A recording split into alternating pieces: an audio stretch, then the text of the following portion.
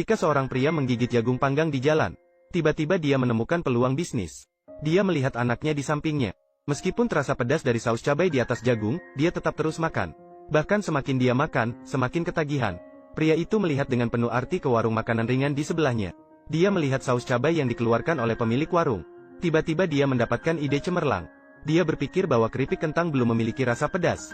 Maka dia pulang dan berdiskusi dengan istrinya, mengembangkan keripik kentang dengan rasa pedas. Kemudian dia membeli semua cabai yang ada di pasar.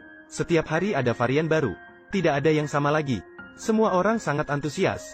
Namun mereka tidak tahu, Xiao Shuai sebenarnya adalah seorang karyawan di perusahaan publik. Dia adalah seorang petugas kebersihan di pabrik. Untuk meningkatkan kehidupan keluarga yang sulit, dia memutuskan untuk membuat perubahan. Dan pada hari itu, Xiao Shuai berhasil menciptakan saus cabai pertamanya. Namun, tidak disangka, ketika mencoba memberi makanan kepada anaknya, dia langsung terbakar dan tidak bisa bicara. Kemudian, dengan harapan mereka yang penuh, anak kecil itu mengatakan bahwa saus cabai ini sangat tidak enak. Keluarga yang mendengar itu penasaran dan mencoba sejumput. Namun, mereka tidak tahu sebelum mencoba.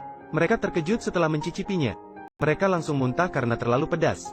Namun, mereka tidak tahu saat itu, di sisi perusahaan Xiao Shuai, mereka juga sedang mengembangkan rasa baru untuk keripik kentang.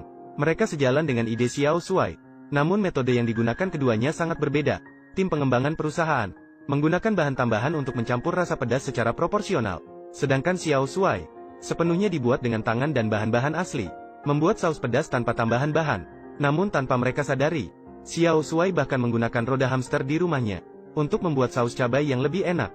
Setelah usaha keras mereka, pada hari itu juga, mereka meletakkan saus pedas di atas meja untuk mencoba rasanya kepada anak laki-laki mereka. Dengan tatapan penuh harapan dari semua orang, anak laki-laki itu mengambil satu dan memasukkannya ke mulutnya. Akhirnya kali ini mereka berhasil mencampurkan saus cabai yang enak. Namun tak disangka, ketika Xiao Shuai membawa saus cabai itu untuk menemui eksekutif perusahaan, eksekutif sedang sibuk dengan pemotongan karyawan akibat krisis ekonomi, dan tidak memperhatikan Xiao Shuai sebagai seorang petugas kebersihan yang tidak menonjol. Namun Xiao Shuai terus mengejarnya tanpa henti. Tidak ada solusi lagi. Eksekutif dengan tidak sabar berkata kepada Xiao Shuai, "Kamu begitu berbakat, mengapa mencari saya? Lebih baik langsung temui CEO perusahaan." Mendengar itu, Xiao Shuai langsung tersadar. Maka dia memanfaatkan malam yang dalam, mencari petunjuk di sekitar, ingin menemukan nomor telepon kantor direktur, mencoba menghubungi direktur sendiri. Pembersih memberi telepon ke direktur perusahaan. Tapi tak terduga, telepon benar-benar terhubung. Dan itu adalah direktur yang menjawab telepon. Xiao Shuai berkata dengan bersemangat, "Dia adalah pembersih di pusat produksi perusahaan. Sekarang saya punya